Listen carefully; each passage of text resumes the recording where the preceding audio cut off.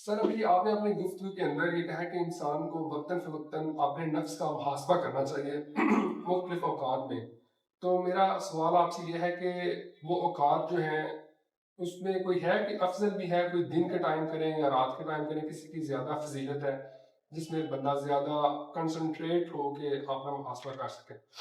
اچھا، آپ کے اس سوال سے دو سوال ایکچولی نکلتے ہیں. ایک چیز آلریڈی ایک دو لوگوں نے میرے سے میری کل کی ویڈیو پہ ڈسکس کی تھی، وہ میں ڈسکس کرتا ہوں پھر آپ کے سوال کی طرف آتا ہوں.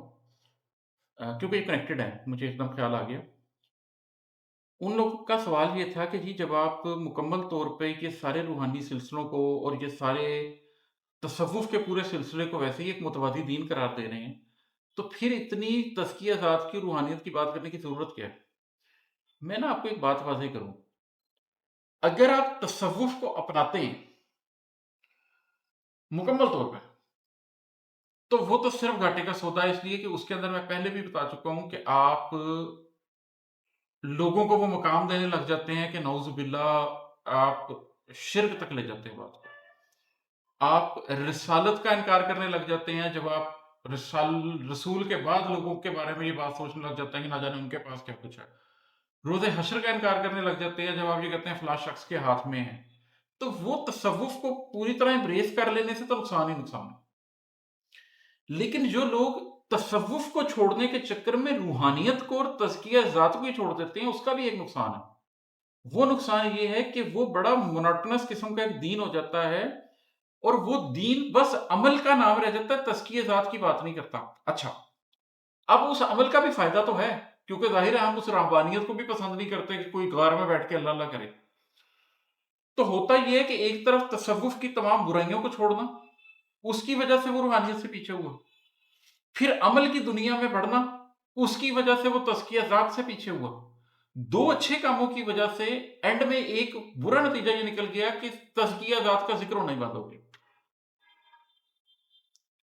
میں اس لیے یہ کہتا ہوں کہ بھائی روحانیت کا جس طرح سے پورا اسکول آف تھاٹ بنا ہوا اس کا انکار ہے، تصوف کا کمپلیٹ انکار ہے. اس بات کا اقرار بھی ہے کہ بیٹھ کے بس اللہ اللہ کرتے رہنا اور تزکیہ ذات ہی کرتے رہنا اور تزکیہ نفسی کرتے رہنا اور تزکیہ قلب ہی کرتے رہنا اور عمل کی دنیا میں آنا ہی نہ. ظالم بادشاہ جو مرضی کرے، تم نے بیٹھ کے کمرے میں کونے کونے میں اللہ اللہ ہی کرنا ہے، یہ بھی غلط ہے. مگر جب یہ جان لیا کہ شرک کی طرف نہیں جانا، جب یہ جان لیا کہ بنیادی طور پہ عمل کی طرف آنا ہے، تو چھری تیز کرنا بکرا ذبح کرنے سے پہلے تو ضروری ہے نا. اتنا تزکیہ ذات تو ریکوائرڈ ہے نا، اس کو بھی چھوڑ بیٹھے ہیں لوگ.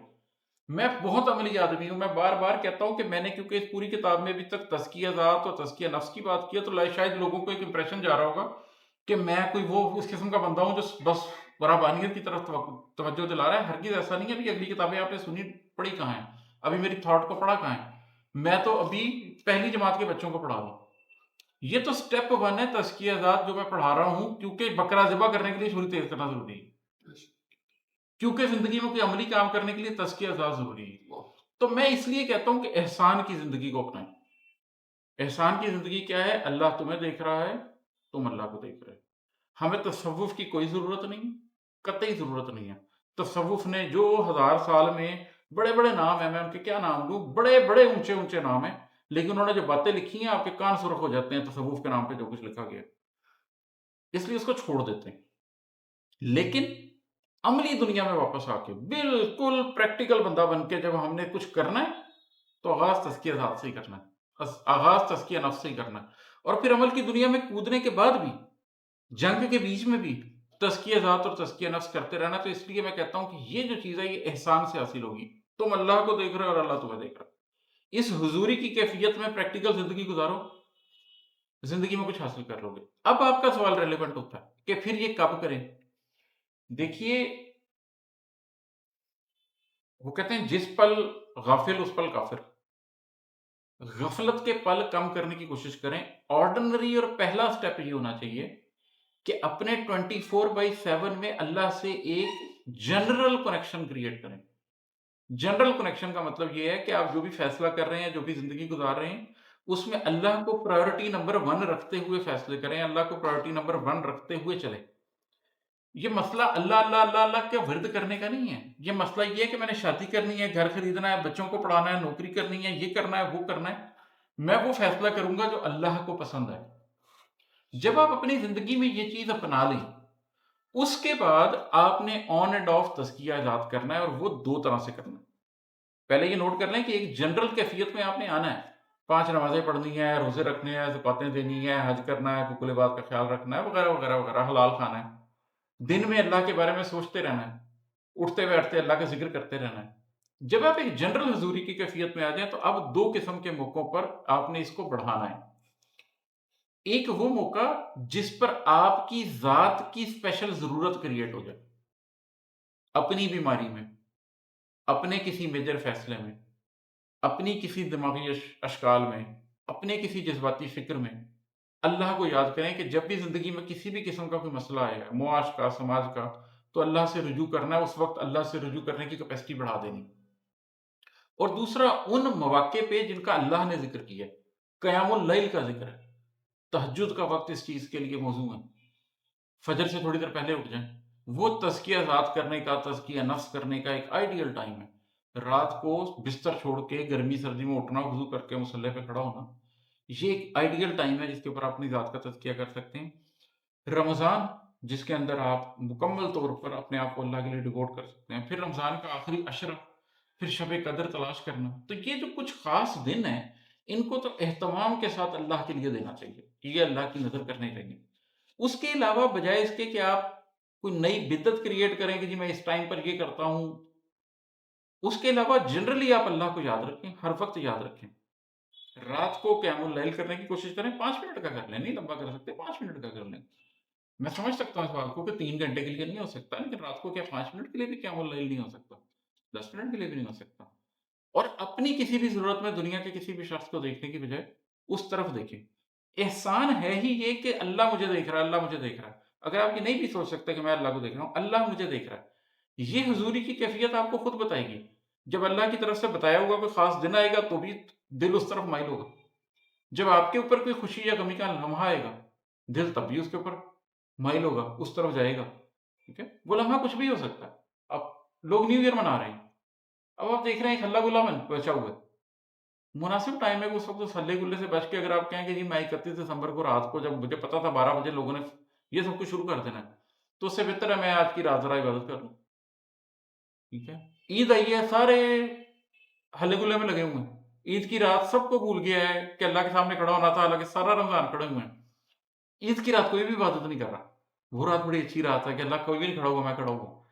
اس احساس کے ساتھ نہیں کہ میں کھڑا ہوا اور کوئی نہیں کھڑا ہوا، اس پہ تو رونت آ جائے گی، لیکن اپنی حضوری کے لیے اللہ کیونکہ اللہ تو مجھے آج تو یاد ہے، تو وہ آپ نے دیکھنا ہے. ٹھیک ہے، بجائے اس کے کہ میں ایک ٹیکسٹ بک بناؤں اسپرچولیٹی کی اور لوگوں کو کہوں جی میں نے ایک سلسلہ بنایا ہے اس کو فالو کریں.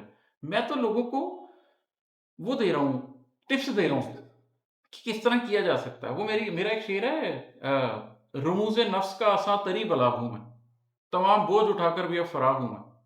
کہ نفس کے رموز بڑے دنیا کمپلیکیٹڈ کر کے بتاتی ہے، میں اس کا آسان ترین بلاغ ہوں. آسان ترین الفاظ میں میں نفس کا سفر بتانے کی کوشش کرتا ہوں، بچوں والے لیول پر آ کر نفس کی جرنی بتانے کی کوشش کرتا ہوں. تو میں نے جو اتنا بوجھ پچھلے 12-15 سال میں اٹھایا کہ میری کمر ٹوٹ گئی، تمام بوجھ اٹھا کر بھی اب فراغ ہوں میں. مجھے لگتا ہے کہ اتنا بوجھ اٹھا کر بھی اگر اس کا حاصل یہ ہے کہ میں ایک بہت مشکل چیز کو بہت آسان، بہت سادہ، بہت سلیس کر کے لوگوں کو بچوں کی طرح پڑھا سکتا ہوں، تو پھر یہ بوجھ اٹھانا مجھے قبول ہے کہ ٹھیک ہے میں نے اس کو مشکل چیز کو سمجھا اور آسان انداز میں اس کو بتانے کی کوشش کر رہا ہوں. میں تو ایون اپنے شعر بتاتے ہوئے بھی اچھا اس بات کا ذکر کر دیتا ہوں. کل رات ہی مجھے خیال آ رہا تھا کہ بہرحال میرے اندر ایک شاعر ہے اور بہرحال اس کے اندر ایک حصے لطیف ہے، اور بہرحال اس پہ یہ نالا گزرتا ہے کہ وہ شعر پڑھ کے اس کی تشریح کرے. شعر کیوں کہنا اگر اس کی تشریح کرنی ہے؟ شعر پڑھتا ہوں اس میں اتنا لطیف خیال ہوتا ہے، میرا دل یہ کہتا ہے کہ میرے پاس وہ آڈینس ہو کہ میں صرف شعر سناؤں، وہ صرف شعر سنیں، وہ محسوس کریں، میں بھی محسوس کریں خاموش ہو کے اس شعر کو، اس کی لطافت کو، اس میں کتنے پہلو چھپے ہوئے ہیں.